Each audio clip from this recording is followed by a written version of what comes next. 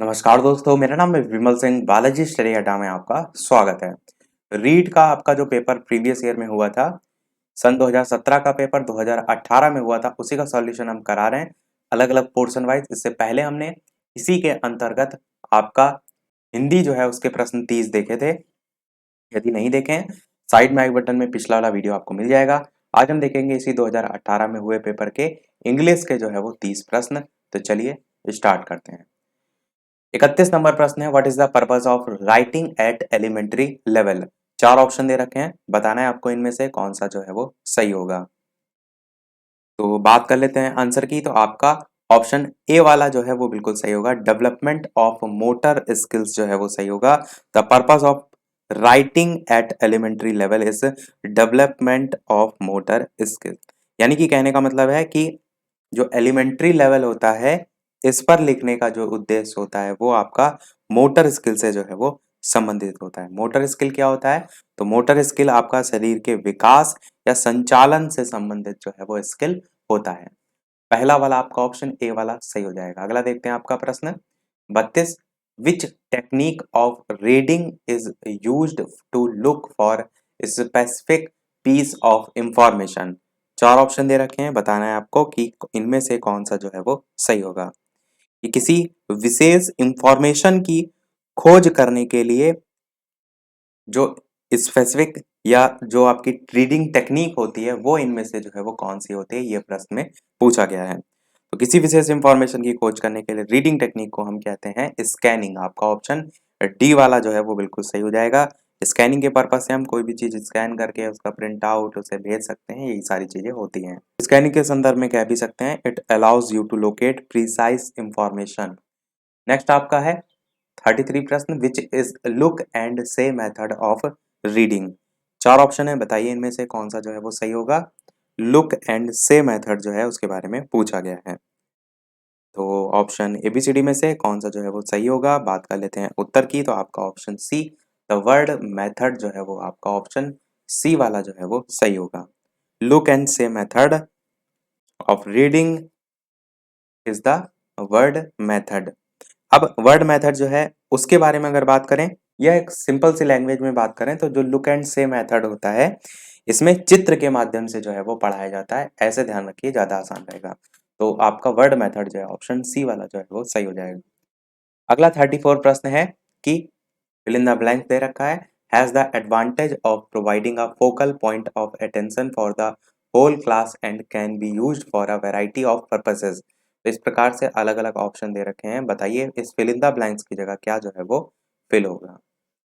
तो option ABCD में से कौन सा जो है वो सही होगा। आंसर की बात करते हैं तो ब्लैक बोर्ड आपका ऑप्शन सी वाला जो है वो सही हो जाएगा। Black board has the advantage, या हिंदी में कहें तो ब्लैक बोर्ड के माध्यम से आप पूरी क्लास का जो ध्यान होता है, लिखा ना point of attention for the whole class, तो पूरी जो क्लास होती है उसका ध्यान केंद्रित करके लाभ पहुंचाने का एक माध्यम जो है आपका हो सकता है। तो आपका ब्लैक बोर्ड जो है वो सही हो जाएगा। अगला है 35 प्रश्न, which is not a characteristics of good text book. बताइए इनमें से कौन सा जो है उसकी विशेषता नहीं है, किसकी, एक अच्छी किताब की आप कह सकते हैं, गुड टेक्स्ट बुक करके जो है वो पूछा गया है। तो स्पष्ट तौर पर आपको समझ में आ रहा है कि उसमें अगर किसी भी प्रकार के जो वर्ड्स हैं उसमें मिसस्पेल्ड हैं, फ्रिक्वेंटली मिसस्पेल्ड वर्ड, तो वो किसी भी प्रकार से एक गुड टेक्स्ट बुक के अंतर्गत नहीं आएगी। नॉट ही पूछा गया था कि इनमें से कौन सा नहीं है, तो आपका डी वाला ऑप्शन जो है वो सही होगा। बाकी सभी आप देख लीजिए, वो सभी जो है आपकी एक विशेषताओं के अंतर्गत ही जो है वो आती हैं। अगला देखते हैं 36, which test is conducted in order find out the students learning regarding the discrimination of sounds। चार ऑप्शन दे रखे हैं, बताइए इनमें से कौन सा जो है वो सही होगा। तो ऑप्शन एबीसीडी में से उत्तर की बात करते हैं तो आपका ऑप्शन सी वाला लिसनिंग टेस्ट जो है वो सही होगा। लिसनिंग टेस्ट जो है इसका एम ही आपका होता है कि जो साउंड होता है उसका मूल्यांकन करें या अवलोकन करें, कुछ भी कह सकते हैं। तो वही पूछा भी गया है कि which test is conducted in order find out the students learning regarding the, कुल मिलाकर साउंड के संदर्भ में ही पूछा गया था। तो साउंड का मूल्यांकन जो है लिसनिंग टेस्ट के अंतर्गत ही आपका आएगा। अगला देखते हैं 37 की टेस्ट या dash test can be scored quickly and consistently, और कंसिस्टेंटली का मतलब होता है आपका लगातार। तो वही आपसे यहाँ पर प्रश्न पूछा गया है, बताइए इन चारों ऑप्शन में से कौन सा जो है वो सही होगा। तो ऑप्शन ABCD में से आंसर की बात करते हैं तो ऑब्जेक्टिव आपका जो है वो सही हो जाएगा। ऑब्जेक्टिव टेस्ट जो होता है वो आपका यहाँ पर फिल होगा, क्योंकि वो जो ऑब्जेक्टिव टेस्ट होता है आसानी से उसका जो स्कोर होता है वो निकाला जा सकता है और लगातार वो आपसे कराया भी जा सकता है। तो एग्ज़ाम भी आप देखते हैं जितने भी पैटर्न, चाहे वो SSC, बैंक, रेलवे कोई भी हो, सब इसीलिए OMR बेस्ड ही होते हैं। तो ऑब्जेक्टिव आपका जो है वो सही हो जाएगा। और ऑब्जेक्टिव जो टाइप टेस्ट होते हैं उसकी विशेषताओं के संदर्भ में भी आप कह सकते हैं कि इवैल्यूएशन जो है आपका उसका आसानी से होता है, क्विकली होता है यानी जल्दी होता है, और बाकी तो आपके प्रश्न में ये पूछा ही गया था। 38 प्रश्न देखते हैं। Formative form of evaluation is based upon the principle of dash. तो फुल फॉर्म बता यानी कि फिल इन द ब्लैंक्स आपको बतानी है कि यहाँ पर जो है वो क्या जो है वो फिल होगा। तो ऑप्शन ABCD में से आंसर की बात करते हैं तो आपका ऑप्शन सी वाला जो है वो सही होगा, यानी कि मिनिमम लेवल ऑफ लर्निंग। इसका यूज जो है वो यहाँ पर होगा, क्योंकि जो फॉर्मेटिव फॉर्म होता है ये फॉर्मेटिव फॉर्म ऑफ इवैल्यूएशन होता है, इसके लिए जो है इसका यूज होता है। और जो फॉर्मेटिव असेसमेंट पॉजिटिव जो एटमॉस्फेयर होता है उसमें जो भी टीचर होता है उसके द्वारा बालक कितना जो है ग्रो कर रहा है, उसकी प्रगति क्या है, उसका जो है सतत मूल्यांकन जो है वो करने के लिए आप यूज जो है वो करते हैं। तो मिनिमम लेवल ऑफ लर्निंग यहाँ पर जो है वो सही होगा। 39 प्रश्न देखते हैं कि in which category does the use of inappropriate words fall. चार ऑप्शन दे रखे हैं, बताना है आपको इनमें से कौन सा जो है वो सही होगा, किसके लिए जो है वो यूज होता है, ये आपको यहाँ पर पूछा गया। और वीडियो पसंद आए तो वीडियो को लाइक भी अवश्य सभी लोग कर दीजिएगा।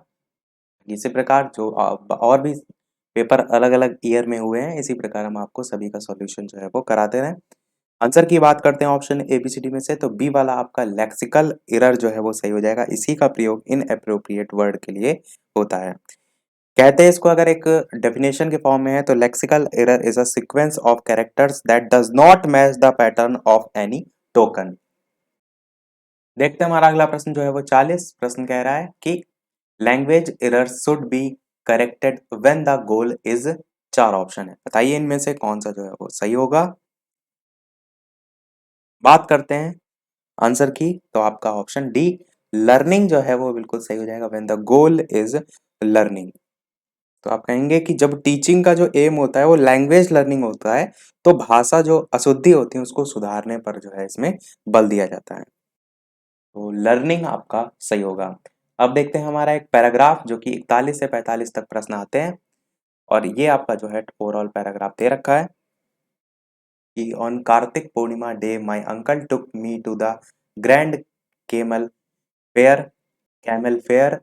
Reaching the fair site, we saw lots of camels, horses, buffaloes, etc. We also saw rows of shops selling sweets, fruits. यहाँ पर स्पेलिंग गलत लिखी है, इसको सही करिएगा। और eatables, toys, crockery, shoes, pots and pans and jewelry, etc. There were people of almost all the castes and creeds there. They were in their attractive clothes and looked cheerful. Children and adults enjoyed swinging in the merry-go-rounds, watching films, circus, and puppet show. The fair presented a wonderful scene. I bought some toys and sweet for my brother and sister. We will return home happily. अब 41 प्रश्न इस पर based पूछा गया है कि find out the word from the above text which means huge and splendid. चार option दे रखे हैं, वो बताना है इनमें से कौन सा जो है वो सही होगा। ऐसा कहने का मतलब ये है कि पैराग्राफ में जो शब्द यूज हुए हैं उनमें कौन सा ऐसा शब्द है इन चारों ऑप्शन में से जो इसके संदर्भ में, इस अर्थ के संदर्भ में यूज हुआ है। तो ऑप्शन ABCD में से आंसर की बात करते हैं तो ग्रैंड जो है आपका सही होगा। ग्रैंड जो है आपका ह्यूज या स्प्लेंडेड के अर्थ में यूज हुआ है। मतलब होता है ग्रैंड का भव्य या कह सकते हैं शानदार। अन्य जो ऑप्शन है थोड़ा सा उन पर भी अगर नजर डालें तो जो क्रीड्स है ये हम यूज करते हैं मत के संदर्भ में, मजहब के संदर्भ में। रो जो है ये आपका रो बोलते नहीं कि रो में खड़े हो जाओ, तो ये पंक्ति होता है। और जो स्विंगिंग है ये आपका होता है खुशमिजाज। ये आपके अलग अलग इसके अर्थ हो जाएंगे। 42 देखते हैं प्रश्न। The opposite of attractive is, बताना है इसका अपोजिट इनमें से कौन सा जो है वो सही होगा। यहाँ पर अपोजिट लिख दिया गया है, कई बार क्या होता है एंटोनिम लिख दिया जाता है, तो एंटोनिम ही को आप अपोजिट कहते हैं, विलोम शब्द हिंदी में कहते हैं, और सिनोनिम जो है वो समानार्थी होते हैं। आंसर की बात करते हैं तो आपका रिपल्सिव जो है ऑप्शन नंबर बी जो है वो सही हो जाएगा। अट्रैक्टिव जो है उसका मतलब होता है आकर्षक, सुंदर। अपोजिट जो रिपल्सिव होता है इसका मतलब होता है घृणास्पद।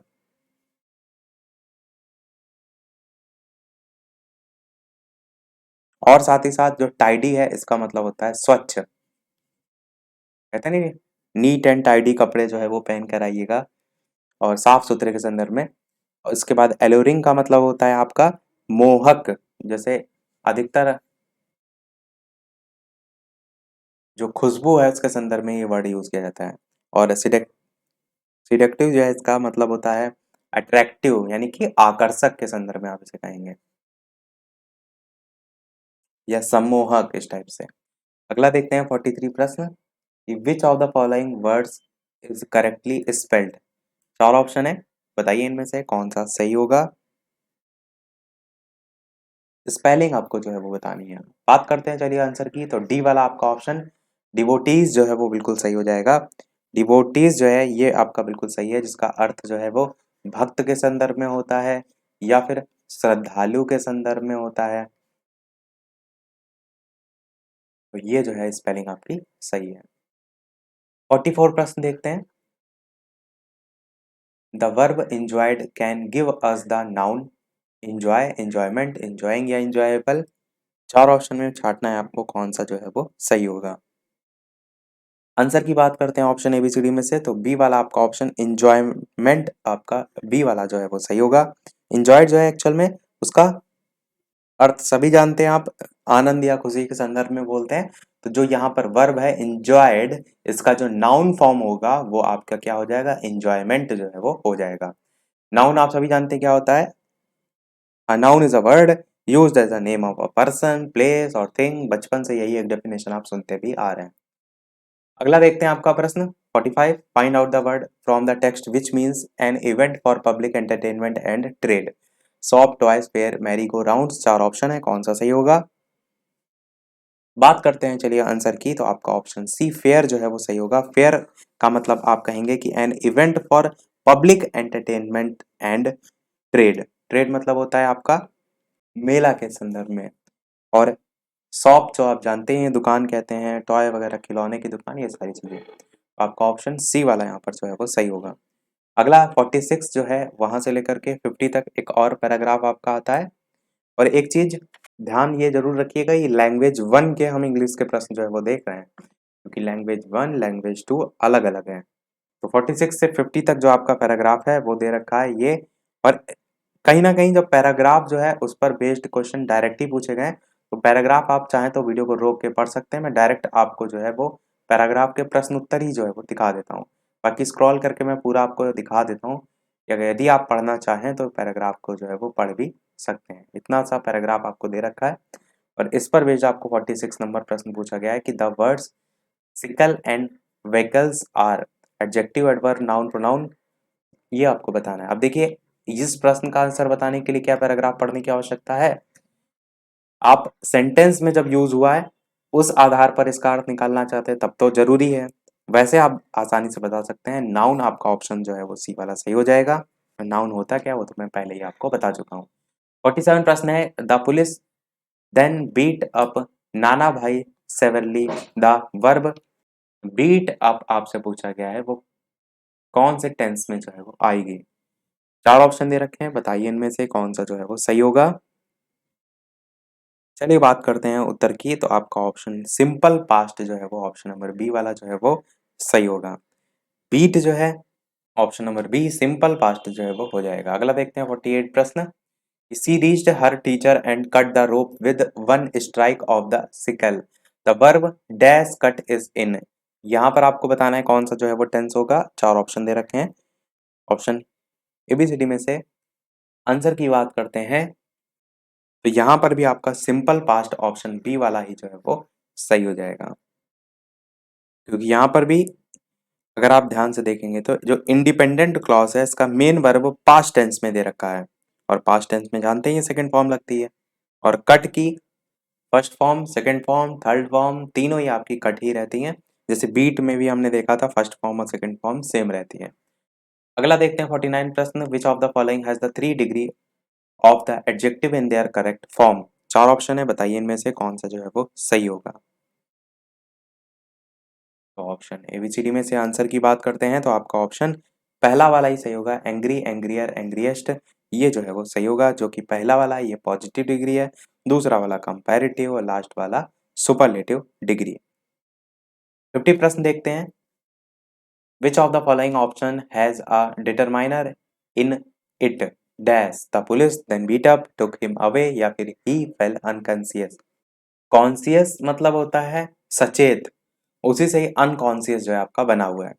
तो 4 ऑप्शन में से आंसर की बात करते हैं कौन सा जो है वो सही होगा ऑप्शन एबीसीडी में से। तो आप कहेंगे द पुलिस जो है आपका बिल्कुल सही हो जाएगा। Determiner in it the police. अगला देखते हैं 51 प्रश्न। 10 प्रश्न हमारे शेष रह गए हैं। Which question is correct in its structure. Why did she write the letter, why did she rode the letter, why did she written the letter, और why had she rode the letter. Answer की बात करते हैं option ABCD में से कौन सा जो है वो सही होगा। तो आपका पहला ही option why did she write the letter जो है वो बिल्कुल सही होगा, क्योंकि प्रश्न में करेक्ट फॉर्म जो है वो पूछा गया था। अगर सेंटेंस जो है इसके स्ट्रक्चर की बात करें तो सबसे पहले देखिए तो डब्ल्यू एच वर्ड आया है, उसके बाद आपका जो है वो डिड आया है, डिड के बाद आपका जो है वो सब्जेक्ट आया है, सब्जेक्ट जो है इसके बाद आपका वर्ब जो है इसकी फर्स्ट फॉर्म आई है, और साथ ही साथ आपका ऑब्जेक्ट आया है। ये आपका जो है वो सही सीरियल चला है। 52 प्रश्न है आपका कि she speaks English fluently, the correct passive form of the sentence will be. Active passive से प्रश्न तो हर साल आता ही है जब इंग्लिश पढ़ रहे हैं, तो वही यहाँ पर जो है पासिव फॉर्म जो है पूछा गया। बताइए इनमें से कौन सा जो है वो सही होगा। आंसर की बात करते हैं तो आपका ऑप्शन एबीसीडी में से सी वाला English is spoken by her fluently ये जो है वो सही होगा। एक्टिव स्ट्रक्चर जो आपका ये ऊपर वाला दे रखा है, जो सी है ये आपका सब्जेक्ट है, और स्पीक्स इंग्लिश फ्लुएंटली में वर्ब की जो है वो फर्स्ट फॉर्म लगी हुई है, और आपका ऑब्जेक्ट है। यही अगर सिंपल सा स्ट्रक्चर दे रखा है। जब प्लूरल फॉर्म में चेंज होगा तो आपका ऑब्जेक्ट पहले आ जाता है, तो इसीलिए इंग्लिश जो है स्टार्टिंग में आ गया, और ऑब्जेक्ट के साथ आपका हेल्पिंग वर्ब यूज होगी इज या एम आर में से, तो इज यूज होगी इंग्लिश के साथ। फिर आपकी वर्ब की थर्ड फॉर्म यूज होगी, तो स्पीक्स था इसका स्पोकन हो गया, और बाई से जुड़ता है आपका, तो बाई हर फ्लुएंटली जो कि आपका सब्जेक्ट के तौर पर लास्ट में आ जाता है। तो इस प्रकार सी वाला ऑप्शन सही होगा। अगला देखते हैं 53। आपको ये बताना है कि सेम कॉन्सोनेंट साउंड वाले इसमें कौन से जो है वो वर्ड हैं। 4 ऑप्शन दे रखे हैं, बताइए इनमें से कौन सा जो है वो सही होगा। तो आंसर की बात करते हैं ऑप्शन एबीसीडी में से, तो चेक और चेन, डी वाला आपका ऑप्शन जो है वो सही होगा। चेक में भी चा ही आएगा और चेन में भी चा ही आएगा। इसका जो पहला लेटर है वो उसका ही आप कॉन्सोनेंट के आधार पर देखेंगे तो वही आपका आप देखेंगे समान है। यही आपसे जो है वो पूछा गया था। It contains the word beginning with the same consonant sound, तो डी वाला आपका हो जाएगा। अगला 54 प्रश्न है विच of the following contains the same vowel sound. यहाँ पर वॉवेल पूछा गया, ऊपर कॉन्सोनेंट पूछा गया था। वॉवेल जानते हैं आप 5 होते हैं, ए ई आई ओ यू, और इन सभी को छोड़कर यानी कि इनको अगर हटा दिया जाए तो बाकी बचे जितने होते हैं वो कॉन्सोनेंट होते हैं। तो 4 ऑप्शन में से कौन सा जो है वो सही होगा। आंसर की बात करते हैं तो ऑप्शन एबीसीडी में बी वाला आपका ऑप्शन कैट, बैट, मैट जो है वो सही होगा। एक समान साउंड वाले जो वॉवेल है वही यहाँ पर पूछा गया था। कैट में भी ए करके आ रहा है, और बैट में भी सेम आ रहा है, और मैट में भी आ रहा है। अगला देखते हैं 55 प्रश्न आपका है choose the correct phonetic symbol for the underlined sound of the word boy. 4 option दे रखे हैं, बताना है आपको इनमें से कौन सा सही होगा। तो बॉय का फोनेटिक सिंबल जो है आपसे पूछा गया है। आंसर की बात करते हैं ऑप्शन एबीसीडी में से, तो पहले ही आपका ऑप्शन जो है वो सही हो जाएगा, ये जो है आपका सही होगा। अगला देखते हैं आपका प्रश्न नंबर 56। प्रश्न कह रहा है कि what is the proper order of language learning. काफी बार मैंने ये प्रश्न आपको कराया भी है, तो 4 ऑप्शन में बताइए इनमें से कौन सा जो है वो सही होगा। Proper order of language learning के संदर्भ में पूछा गया। लास्ट में एक प्रश्न हम आपसे भी पूछेंगे। आंसर की बात करते हैं तो आपका पहला ही ऑप्शन सही हो जाएगा। काफी बार मैंने बताया LSRW ये जो है आपका क्रम होता है, यहाँ पर L से लिसनिंग, S से स्पीकिंग, R से रीडिंग, W से राइटिंग, ये जो है वो होता है। सुनना, बोलना, पढ़ना, लिखना आप याद रख सकते हैं, यही आपकी 4 स्किल्स होती हैं। 57 प्रश्न कह रहा है what is dash is applied in order to choose a particular course for a particular class. The principle of motivation, the principle of concreteness, the principle of proper order, the principle of selection. 4 option में से कौन सा सही होगा। Option सारे बता दिए। Answer की बात करते हैं तो डी वाला सही होगा। The principle of selection is applied in order to choose a particular course for a particular class, तो ये आपका जो है वो सही हो जाएगा। द प्रिंसिपल ऑफ जो सिलेक्शन होता है इसको हम कहते हैं चयन का सिद्धांत या चुनने का सिद्धांत भी आप इसे कह सकते हैं। अगला देखते हैं 58 प्रश्न। What is the classical method of teaching English, direct method, the grammar translation method, bilingual method या फिर ऑडियो लिंगुअल मेथड। तो यहाँ से भी प्रश्न आपके पूछे जाते हैं। जो मेथड वगैरह आपने अगर डीएलएड किया है उस लेवल पर काफी सारी चीजें मैंने आपको पढ़ाई थी, तो वहां का जो कोर्स में आपने पढ़ा है वो सब रीड के एग्जाम में भी इंग्लिश में जो है वो पूछा जाता है। आंसर की बात करते हैं इन चारों ऑप्शन में से, तो आपका द ग्रामर ट्रांसलेशन मेथड सही हो जाएगा। Classical method of teaching English, the grammar translation method जैसे कहते हैं। काफी बार मैंने ओल्ड मेथड न्यू मेथड दोनों अलग अलग करके जो है वो बता दिए हैं, तो ये वाला बी वाला सही हो जाएगा। 59 वाला प्रश्न हम आपसे लास्ट में पूछेंगे। देखते हैं हमारा अगला और इस वीडियो का लास्ट प्रश्न 60 number. In which approach does the teacher introduce the new words incidentally in the class. तो बताइए किस अप्रोच में जो है आपका ऐसा होता है, तो बताइए ऑप्शन एबीसीडी में से कौन सा सही होगा। वीडियो अभी तक आपने लाइक ना किया हो तो सभी लोग वीडियो को लाइक भी अवश्य कर दीजिएगा। आपके एक लाइक से मुझे मोटिवेशन मिलता रहे।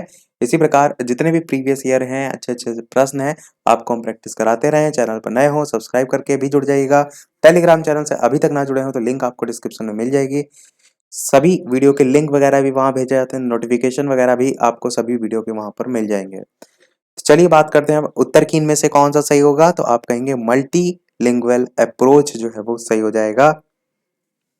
पर मल्टीलिंगुअल आपका एग्जैक्ट नहीं होना चाहिए, सिचुएशनल या स्ट्रक्चरल में भी सेम चीजें होती हैं।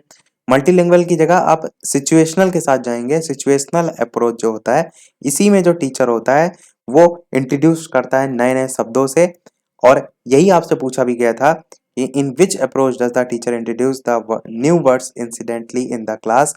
तो सिचुएशनल अप्रोच जो है आपका ये वाला जो है वो ज्यादा सही होगा। बी वाला जो है वो नहीं होगा, सी वाला आपका ऑप्शन हो जाएगा। अब एक प्रश्न आपके लिए भी, जैसे कि सभी वीडियो में हम आपसे एक ना एक प्रश्न पूछते हैं, तो 59 वाला जो प्रश्न हम छोड़कर आए हैं ऊपर, यही हम आपसे जो है वो पूछ रहे हैं। तो पूछा गया था हु डेवलप्ड बाइलिंगुअल मेथड। सभी जानते हैं डॉक्टर वेस्ट, प्रोफेसर सीजे डॉटसन या प्रोफेसर एएस हॉर्नबाई या फिर प्रोफेसर जेस्पर्सन। तो ऑप्शन एबीसीडी में से कौन सा सही होगा, अपना आंसर वीडियो के मेन कमेंट में टाइप करके जो है वो बताइएगा। इसके आगे के प्रश्न देखेंगे नेक्स्ट वाले वीडियो में। आज के वीडियो में इतना ही रखते हैं। टोटल आपके 30 में से कितने प्रश्न सही रहे अपना स्कोर भी अवश्य बताइएगा। 29 प्रश्न कराए हमने, तो 29 में से कितने प्रश्न आपने सही किए अपना स्कोर भी अवश्य बताइएगा। और इससे पहले अगर रीड के इसी पेपर के बाल विकास या उससे और अलावा प्रश्न नहीं देखे हो तो प्लेलिस्ट में आप जो है अलग से जाकर देख सकते हैं। तो मिलते हैं चलिए फिर अगले वीडियो में नए टॉपिक के साथ। तब तक के लिए नमस्कार, थैंक यू फॉर वॉचिंग।